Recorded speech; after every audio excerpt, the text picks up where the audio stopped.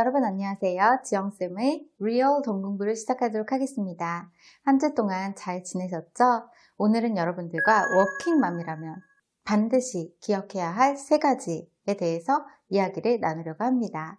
영상 보시기 전에 구독, 좋아요, 알람 부탁합니다. 여러분 중에는 워킹맘으로 하루하루 바쁘게 지내시는 분들이 정말 많으실 거예요. 저 역시도 오랫동안 워킹맘으로 바쁘게 지냈던 시간들이 있었어요. 아이 둘을 키우면서 아침이면 아이들 어린이집 보내고 또 학교 갔다가 회사 갔다가 그리고 나서 저녁이면 뛰어가서 아이들을 픽업하고 집에 와서 저녁을 먹이고 재우고 이런 시간들이 사실 버거울 때가 굉장히 많았던 것 같아요. 그래서 여러분들에게 워킹맘일 때 어떻게 해야만 조금 더 행복할 수 있을까? 그리고 워킹맘으로 지내는데 어떻게 해야 조금 더 많은 돈을 모을 수 있을까에 대해서 이야기를 나누려고 합니다. 첫째, 외벌이라고 생각하고 지출을 통제하라는 말씀을 드리고 싶어요. 사실 워킹맘들이 돈을 더 많이 모을 것 같지만 실제로 살펴보면 지출도 그만큼 늘기 때문에 오히려 지출이 많아서 돈을 잘 못 모으는 맞벌이 부부들이 정말 많아요.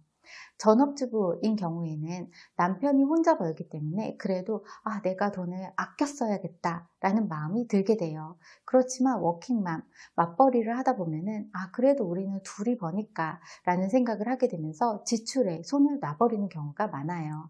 그래서 저는 워킹맘이신 분들에게는 내가 그냥 한 사람만 벌고 있다라고 생각을 하고 최대한 지출을 줄이시라는 말씀을 드리고 싶어요. 특히나 제가 엄마의 돈 공부에서는 532 시크릿 머니 법칙에 대해서 이야기를 드렸었는데요. 신혼부부인 경우에 또 아이가 아직 정말 어린 경우에는 532 법칙 중에서 50%를 저축하라 라는 말씀을 많이 드렸어요. 맞벌이 부부라면 둘 중에 한 사람의 월급은 내가 저축해야겠다라는 마음으로 만약에 그렇게 못 지킨다고 하더라도 목표만은 그렇게 해서 지출을 통제하셨으면 좋겠어요. 그렇다면 조금씩 돈이 더 빨리 모으는 경험을 하게 되실 거예요. 둘째, 아이에 대한 죄책감을 줄여라는 말씀을 드리고 싶어요. 사실 워킹맘들은 죄책감을 느낄 때가 많아요. 남들이 생각할 때는 야, 너 직장도 다니고 또 애도 키우고 대단하다 라고 생각을 하지만 많은 워킹맘들은 어떤 마음을 갖고 있을까요? 나는 제대로 하는 게 하나도 없어 라는 생각을 할 때가 너무나 많아요. 전업 엄마들의 비교해 봤을 때 나는 육아도 당연히 제대로 못하는 것 같고요. 전업 주부들이 아이들에게 정말로 정성을 들여서 아이들 요리, 아이들 교육, 아이들을 챙겨줄 때 사실 워킹맘들은 그러지 못할 때가 너무나 많아요. 그래서 전업주부들하고 비교를 했을 때는 내가 아이를 제대로 키우고 있는 건가? 나 아이를 잘 돌보고 있는 건가? 라는 죄책감이 들 때가 많고요. 그런가 하면 회사에 가면 또 다른 마음이 들 때가 많아요. 사람들은 모두 다 일에만 집중을 해서 열심히 하고 있는데 회사에 막상 가면은 또 아이들 생각이 날 때가 있죠. 집에서 해야 될 일들이 또 생각이 나고 챙겨줘야 할 것들이 생각이 나게 돼요.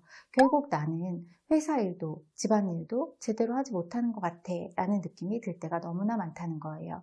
그러면서 사실 죄책감이 쌓이게 돼요. 그런데 이러한 죄책감이 해소가 되기 위해서는 이상하게도 소비를 통해서 해소가 될 때가 많아요. 예를 들어서 주말이면 아이들과 함께 마트에 갈 때가 많았는데요. 그럴 때면 아이가 엄마 나 이거 갖고 싶어요 라고 할 때 안 돼 라고 할 수가 없는 거죠. 내가 주중에도 제대로 해주는 것도 없고 내가 제대로 잘 해주지도 못했는데 이거라도 사줘야지 라는 생각이 들 때가 많다는 거예요. 그래서 마트에 가서 몇만 원씩 하는 것들을 장난감을 안겨줄 때도 많았고요. 그런가 하면 아이에게 돈을 쓸 때 보통 생각보다 더 많은 금액을 쓰는 이유는 미안한 마음이 있기 때문이에요. 저는 워킹맘들이 죄책감을 조금 덜 가졌으면 좋겠어요. 실제로 내가 이것도 못하고 저것도 제대로 못해 라고 생각할 때가 많지만 완벽한 사람은 없다는 거예요. 내 기준이 너무나 높다 보면 인생은 언제나 불행하게 된다라는 걸 깨닫게 됐어요. 나를 자꾸 판단하려고 한다면 행복과는 점점 멀어진다는 거예요. 그것보다는 아이들에게 더 중요한 것은 믿음이라고 생각해요. 저는 아이들을 키우면서 사실 죄책감이 들 때가 많았어요. 그런데 어느 순간 저희 아이를 믿어주기 시작했어요. 있잖아, 숙제 네가 잘 챙기고 그리고 준비물도 네가 잘 챙겨야 돼 라고 교육을 시키기 시작했어요. 제가 아이를 사실 100% 믿었던 것은 아니에요. 그렇지만 아이를 믿어주기 위해서 노력하기 시작했어요. 있잖아, 네 일은 네가 스스로 할 수 있어 라고 믿어주기 시작하면서 저의 죄책감도 줄어들게 됐고요. 결국에는 아이가 스스로 숙제를 하게 되었고요. 스스로 준비물을 챙기기 시작했어요. 그리고 만약에 숙제를 못하고 잠들게 된 날이 있으면 아이가 알람을 맞춰놓고 아침에 깨나는 모습을 보게 됐어요. 어느 날은 아이가 7시에 알람을 맞춰놓고 깬 거예요. 그래서 저는 깜짝 놀랐어요. 너 왜 이렇게 일찍 일어났어? 라고 했더니 숙제를 못했거든. 이라고 아이가 이야기를 하는 거예요.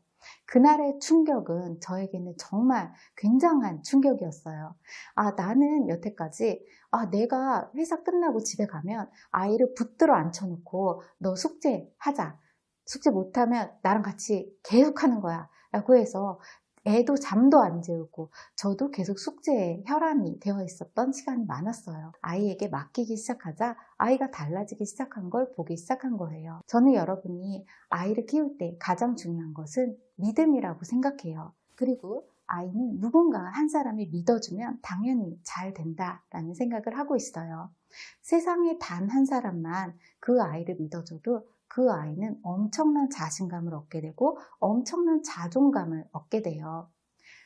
워킹맘들이 죄책감을 느끼게 되는 가장 큰 이유 중에 하나는 아이의 모든 것을 내가 잘 옆에서 돌봐주지 못한다라는 느낌이 들기 때문이에요. 그렇지만 어느 정도 크고 나면 아이는 인격을 갖게 되고요. 하나의 인격체로 봐줘야 한다는 거예요.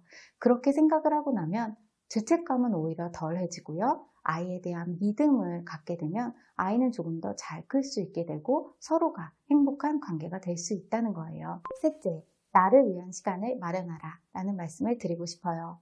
워킹맘으로 지낸다는 것은 사실상 굉장히 힘들 때가 많은데요. 그 이유 중에 하나는 내가 혼자 있는 시간이 거의 없다라는 거예요.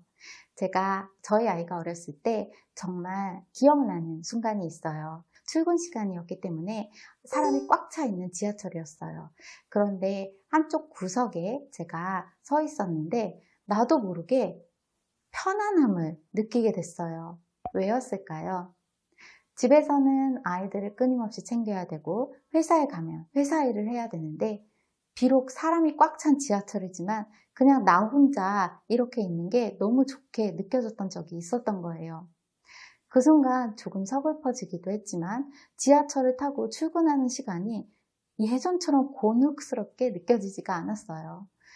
사실 슬픈 일이기도 하지만 내가 혼자 있을 시간이 거의 없었다라는 생각이 들면서 나에게 필요한 게 뭐지? 라는 생각을 그 순간에 하게 됐어요.